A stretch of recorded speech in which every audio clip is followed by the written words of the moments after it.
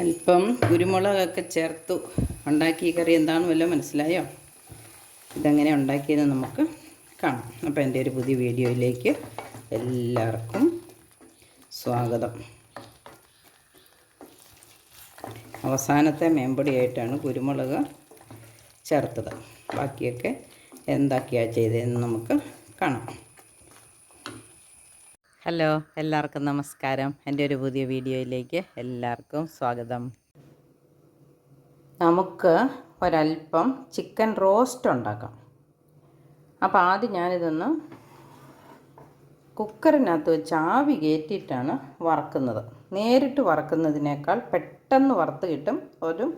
ഒരു വിസിലടുപ്പിച്ചിട്ട് വേഗം വയ്ക്കരുത്, കാറ്റ് കളഞ്ഞെടുക്കണം. അപ്പോൾ അതിന് വേണ്ട ഒരല്പം ഉപ്പ്, കാശ്മീരി മുളക് പൊടി, ഇഞ്ചി വെളുത്തുള്ളി പേസ്റ്റ്, ഇതൊരു അല്പം കൊച്ചുള്ളിയും കൂടെ ചേർത്തരച്ചതാട്ടോ. ഇഞ്ചി വെളുത്തുള്ളി മാത്രമാണ് ഇത്ര വേണ്ട, ഇതിനകത്ത് പകുതി ഉള്ളിയാണ്. ഇഞ്ചിയും വെളുത്തുള്ളിയും കൊച്ചുള്ളിയും കൂടെ അരച്ച് പേസ്റ്റാക്കി ഫ്രിഡ്ജിൽ വെച്ചിരുന്നതാണ്. ഇനി ഇതൊന്ന് തിരുമ്മി പിടിപ്പിച്ചിട്ട് നമുക്ക് ഒരു വിസിലടിപ്പിക്കാം. ഇതൊരു ചിക്കൻ്റെ ഒരു 3 ഉള്ളൂ കേട്ടോ. ഒരു 1/2 കിലോ മിച്ചം കാണുമായിരിക്കും. ഇത് മറ്റേ ഇതിന് നമുക്ക് കറി പീസായിട്ട് മേടിച്ചതാണ്. പക്ഷേ അത് കൂടെ കുറച്ചെടുത്ത് ഒന്ന് റോസ്റ്റ് ചെയ്യാമെന്ന് വിചാരിച്ചത്.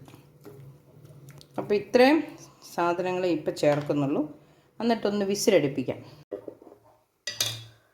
ഒരല്പം മഞ്ഞൾ പൊടിയും കൂടെ ചേർക്കണമായിരുന്നു കേട്ടോ. ഇനി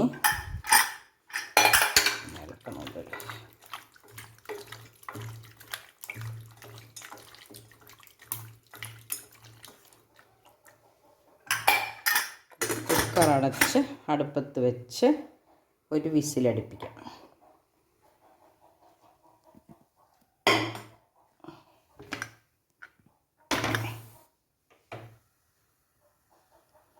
ഇതൊന്ന് വിസിലടിക്കട്ടെ. ഇത് വിസിലടിച്ചു. അപ്പം തന്നെ ഞാനത് വാങ്ങി വയ്ക്കുക.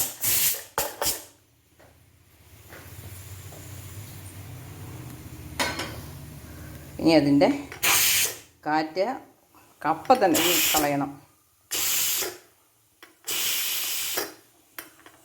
എന്നിട്ട് നമുക്ക് അല്പം തണുത്ത് കഴിയുമ്പം വറുത്തെടുക്കാം. കാറ്റ് കളഞ്ഞിട്ടുണ്ട്. ഇനി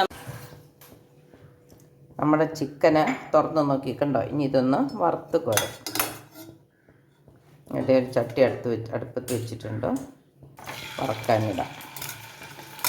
ചെറിയ ചട്ടി, കുറച്ചല്ലേ ഉള്ളൂ. രണ്ടായിട്ട് വറുത്ത് കോരാം.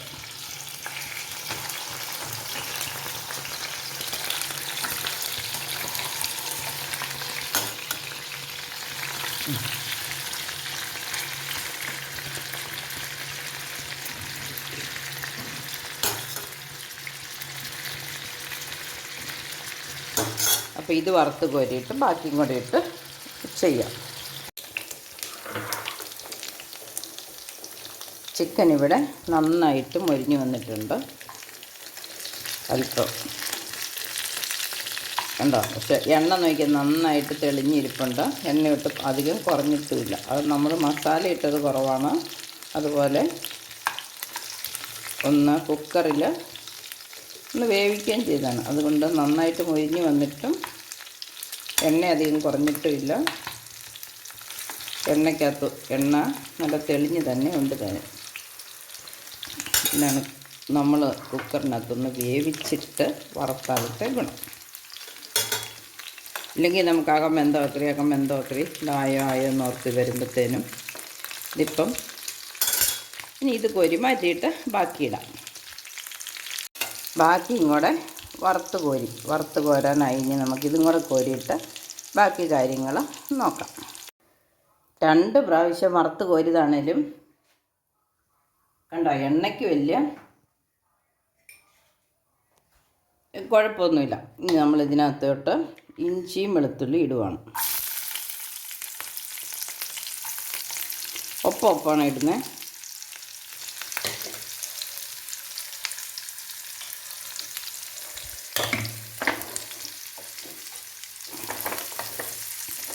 വേറെ എണ്ണയൊന്നും എടുക്കുന്നില്ല.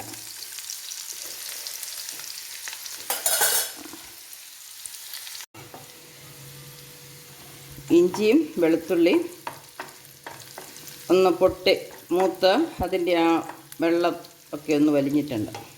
ഇനി നമുക്ക് ആ പൊട്ടൽ നിൽക്കുമ്പോൾ നമുക്കറിയാം, നമ്മളതിൻ്റെ അടുത്ത് നോക്കി നിന്നില്ലെങ്കിൽ പോലും ആ എണ്ണയ്ക്കകത്ത് നിന്ന് ആ പൊട്ടുന്ന ശബ്ദം കുറയുമ്പം നമുക്ക് ഇനി ഒരുമാതിരി മൂത്തിട്ടുണ്ടെന്ന് നമുക്ക് മനസ്സിലാക്കാം. ഇനി നമുക്ക് സവാള ഇട്ട് കൊടുത്തു അല്പം ഉപ്പിട്ട് കൊടുക്കാം. ചിക്കനല്ല ഉപ്പിട്ടതായിരുന്നു, അപ്പോൾ ഈ സവാളയ്ക്കൊന്ന് വഴന്ന് വരാനുള്ള ഉപ്പിട്ടാൽ മതി. ഇനി നമുക്ക് ഈ സവാളയൊന്ന് വഴറ്റിയെടുക്കാം. സവാള വഴന്ന് വന്നിട്ടുണ്ട്. ഇനി നമുക്ക് തക്കാളി ഇട്ട് കൊടുക്കാം. ചെറുതാക്കി അരിഞ്ഞു വെച്ച ഒരു തക്കാളിയാണ്. പകുതി തക്കാളി ഇട്ടാലും മതിയാവും, പക്ഷേ ആ ബാക്കി പകുതി വെച്ചിട്ട് എന്ത് ചെയ്യാനാണ്? അതുകൊണ്ട് നന്നായിട്ട് വേവിച്ചെടുക്കുമ്പം അധികം ഇട്ടത് അറിയാതെ വെക്കോളും. ഇച്ചിരി ഉണക്കിയെടുക്കാം.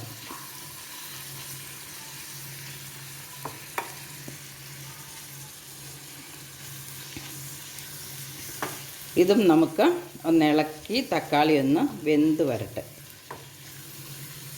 ഉപ്പും എണ്ണയും എല്ലാം കൂടെ വന്നപ്പോഴത്തേനും തക്കാളിയുടെ വെള്ളമൊക്കെ ഇറങ്ങി അതൊന്ന് ഒരു മിനിറ്റ് നമുക്കിത് മൂടിയും വെക്കാം, തക്കാളി ഒന്ന് വെന്ത് വരാൻ വേണ്ടി.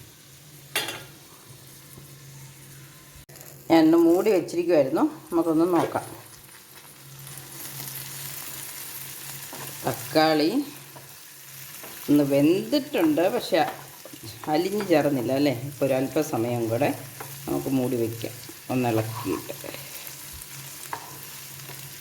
ഈ സമയത്ത് നമുക്കൊരു കുറച്ച് കരിയാപ്പല ഇട്ട് കൊടുക്കാം. കുറച്ച് കരിയാപ്പല വാങ്ങാൻ നേരം ഇടാം.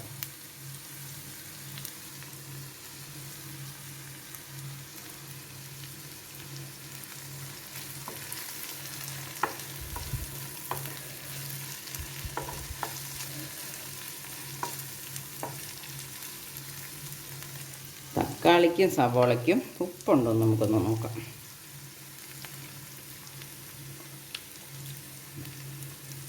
ഒരല്പം ഉപ്പും കൂടെ വേണം, അതുകൊണ്ടാണത് പെട്ടെന്നത് വെന്തലിയാത്തത്.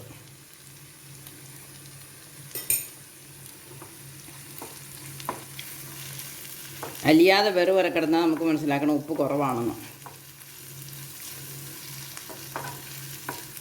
അപ്പം ആ ഉപ്പും കൂടെ ഇട്ട് ഒരു മിനിറ്റ് മൂടി വെക്കുമ്പോഴത്തേനും തക്കാളിയുടെ വെള്ളം മുഴുവൻ ഇറങ്ങി നന്നായിട്ട് അലിഞ്ഞ് ചേർന്നോളും. ഞാൻ ഇതിൻ്റെ അകത്ത് ഒരല്പം വെള്ളം ഒഴിച്ചിട്ടുണ്ട് ഇതിൻ്റെ അടപ്പയിൽ.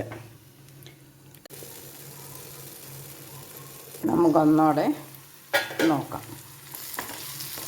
ഇപ്പം തക്കാളിയൊക്കെ മൊത്തം നിറം മാറി അലിഞ്ഞ് വന്നിട്ടുണ്ട്. ഇനി നമ്മൾ ഇച്ചിരി വെള്ളം കൂടെ ഒഴിക്കുമ്പം വെള്ളത്തിൽ കിടന്ന് ഇച്ചിരി വെന്ത് ഗ്രേവി ആകുമ്പോഴത്തേനും ബാക്കി റെഡി ആയിക്കോളുമായിരിക്കും. നമുക്ക് പൊടികൾ ചേർത്ത് കൊടുക്കാം.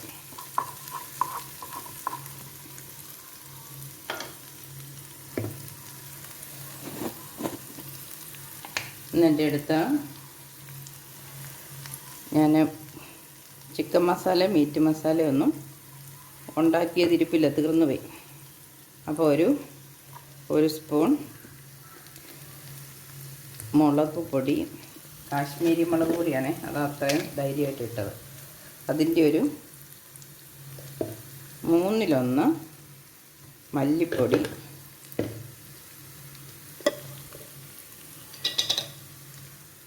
ഒരല്പം മഞ്ഞൾ പൊടി, ഒരു 1/4 ടീസ്പൂണേ കാണുള്ളൂ. ചിക്കനുള്ളത് നമ്മൾ ചേർത്തതല്ലേ.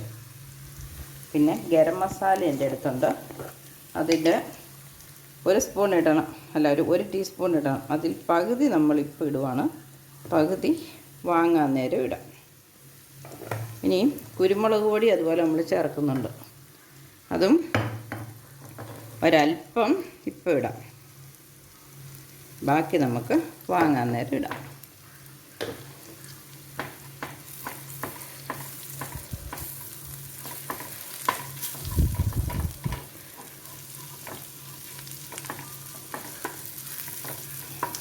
ഇനി നമുക്ക് ആ ചിക്കൻ വെന്ത കുക്കറിൽ അല്പം വെള്ളമുണ്ട്, അതിങ്ങൊഴിച്ച് കൊടുക്കാം.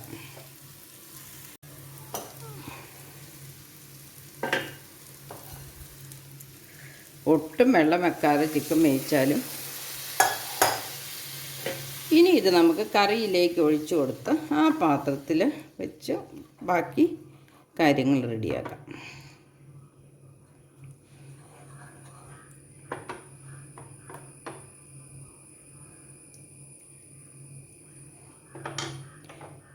ഇത് തിളയ്ക്കുമ്പം തിളച്ചു. ഇത് വാങ്ങി വെച്ചിട്ട്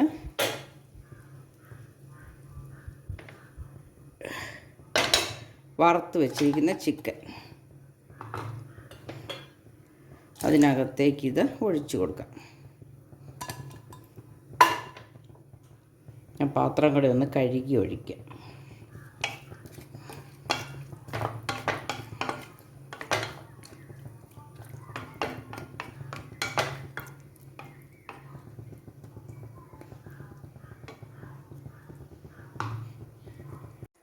ഇതിവിടെ നമുക്ക് ഒന്ന് മൂടി വെച്ച് അല്പസമയം അവിടെ ഇരുന്നൊന്ന് സെറ്റാകട്ടെ. അപ്പോഴത്തേന് നമുക്കിതിൻ്റെ ഗ്രേവി അല്പം ഉണ്ടാക്കി കൊണ്ടുവരാം, അരച്ചെടുത്തുകൊണ്ട് വരാം. അപ്പം ഞാനിവിടെ ഒരല്പം തേങ്ങ, ഒരു 10 കൊച്ചുള്ളി, അല്പം കറിവേപ്പില, 2-3 കുരുമുളക്, 2 ഏലക്ക, ഇത്രയൊക്കെ ഇട്ടിട്ടുണ്ട്. ഇതൊന്ന് വറുത്തെടുക്കാം. ഇച്ചിരി എണ്ണ ഒഴിച്ചിട്ടായിരുന്നു ഇട്ടത്. നമ്മുടെ തേങ്ങ നിറം മാറി വന്നിട്ടുണ്ട്. നമുക്ക് ഇത്രയൊക്കെ വറുത്താൽ മതി. നമുക്കല്ലാതെ വറുത്തരയ്ക്കുന്ന കറിയുടെ കൂട്ട് വറുക്കൊന്നും വേണ്ട. ഒരുമാതിരി വറുത്ത് പച്ചമണമൊക്കെ മാറി ഒരു തേങ്ങ വറുക്കുന്ന മണമൊക്കെ നമുക്ക് വരുന്നുണ്ട്. മൂത്ത മണമൊന്നുമില്ല വറുത്ത. ഇനി നമുക്ക് തീ നിർത്തിയിട്ട് ഒന്നും കൂടെ ഇളക്കി തണുത്ത് കഴിയുമ്പം ഇതും കൊണ്ട് ആ ചിക്കൻ കറിക്കുള്ള ഗ്രേവി ഒന്ന് മിക്സിക്കകത്തിട്ട് നല്ല വെണ്ണ പോലെ അരച്ചെടുക്കാം. അപ്പം ഞാൻ തീ ഓഫാക്കുവാണ്. ഒരു സെക്കൻഡും കൂടെ ഇളക്കിക്കൊണ്ടിരിക്കണം. നമ്മുടെ തേങ്ങ വറുത്തത് കണ്ടോ, കുറച്ചുകൂടെ ഇരുന്ന് നിറം മാറിയിട്ടുണ്ട്. ഇത്രയും മൂത്താൽ മതി. ഇതൊന്ന് നമുക്കിനി ഒന്ന് അരച്ചെടുക്കാം. നമുക്കിനി ഇതൊന്ന് അരച്ചെടുക്കാം. ഇതിൽ വേണമെങ്കിൽ നമുക്ക് അണ്ടിപ്പരിപ്പോ മുന്തിരിയോ ബദാം കുതിർത്തതോ ഒക്കെ ചേർക്കാം. ബദാം ഉണ്ടായിരുന്നു, കുതിർത്തിക്കാൻ ഇട്ടില്ല. പിന്നെ അണ്ടിപ്പരിപ്പ് എൻ്റെ കൈവശം ഇല്ല താനും. അതുകൊണ്ട് ഞാൻ ഇപ്പം തേങ്ങ മാത്രമായിട്ട് അരച്ചെടുക്കുക. തേങ്ങയും ഉള്ളിയും കുരുമുളകും കറിവേപ്പിലയും കൂടെ. നമ്മുടെ കറി ഇപ്പം എണ്ണയൊക്കെ ആ ചിക്കൻ്റെ വേവിച്ച വെള്ളം ഉണ്ടായിരുന്നു, അത് ഒഴിച്ച് പറ്റിയപ്പോഴത്തേനും കറിയൊക്കെ എണ്ണയൊക്കെ തെളിഞ്ഞ് വേറെ ലെവലായി. ഇനി നമുക്കിതും കൂടെ ചേർക്കാം. ഇത് മുഴുവൻ ചേർക്കേണ്ടി വരില്ലെന്ന് എനിക്ക് തോന്നുന്നു. നമുക്ക് പാകത്തിന് ചേർത്തിട്ട് ബാക്കി എടുത്ത് ഫ്രിഡ്ജിൽ വെച്ചാൽ നാളെ ഒരു മുട്ടക്കറിയോ വല്ലതും ചേർക്കുമ്പോൾ ഉണ്ടാക്കുമ്പോൾ നമുക്കതിന് ഗ്രേവി ഉണ്ടാക്കാം.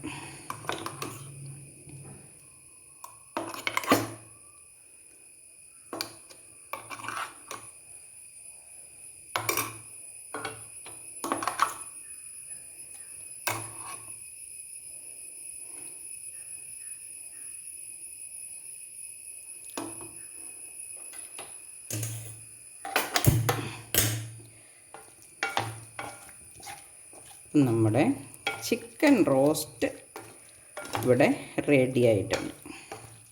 ഇതങ്ങ് ഇളക്കി പിടിപ്പിക്കുമ്പോഴത്തേനും ഒന്ന് യോജിച്ച് വരുമ്പോഴത്തേനും നമ്മുടെ ചിക്കൻ റോസ്റ്റ് റെഡിയായി. ഇതിന് ബ്രെഡോ ചപ്പാത്തിയോ കപ്പയോ എന്തിൻ്റെ കൂടെ വേണേലും നമുക്ക് കഴിക്കാം. ചോറിൻ്റെ കൂടെയും കഴിക്കാം.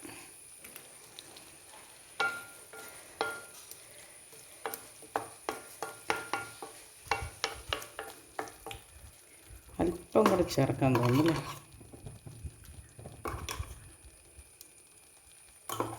നന്നായിട്ടൊന്ന് ഇളക്കി ആവി വന്നു കഴിഞ്ഞാൽ നമുക്ക് തീ ഓഫ് ചെയ്യാം.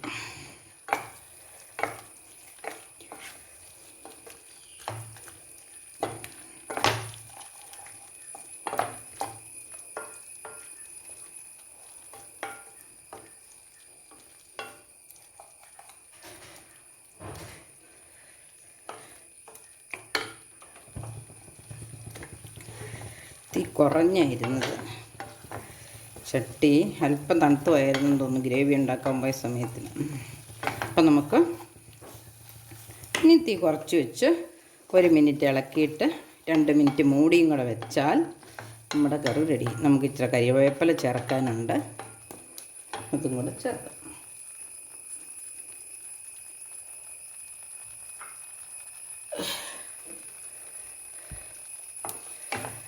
കറിവേപ്പില ധൃതി പിടിച്ചിട്ടു ഒന്ന് തിരുമ്മിയിട്ടെങ്കിൽ നല്ലതായിരുന്നു. കുഴപ്പമില്ല, ഒന്ന് ഇളക്കി നമുക്ക് റെഡിയാക്കാം. അപ്പം നിങ്ങളെല്ലാവരും ഇതുപോലെ നല്ല നാടൻ രീതിയിലൊരു ചിക്കൻ റോസ്റ്റ് ഉണ്ടാക്കണം കേട്ടോ. സദ്യക്ക് കിട്ടുന്ന പോലെ ഒന്നുമല്ലാതെ നമ്മുടെ വീട്ടിൽ തന്നെയുള്ള സാധാരണ കാര്യങ്ങൾ മാത്രം ചേർത്ത് ഒരു വിഷാംശവുമില്ലാതെ നമുക്ക് ചിക്കൻ റോസ്റ്റ് ഉണ്ടാക്കാം. അപ്പോൾ ഇതുപോലെ എല്ലാവരും ട്രൈ ചെയ്ത് നോക്കണം. അപ്പോൾ എൻ്റെ വീഡിയോ ഇഷ്ടപ്പെട്ടെങ്കിൽ നിങ്ങൾ ഷെയർ ചെയ്യണം, ലൈക്ക് ചെയ്യണം, ഇതുപോലെ ഉണ്ടാക്കി നോക്കണം. മറ്റൊരു വീഡിയോ ആയിട്ട് വരുന്നത് വരെ എല്ലാവർക്കും നന്ദി, നമസ്കാരം, ബൈ.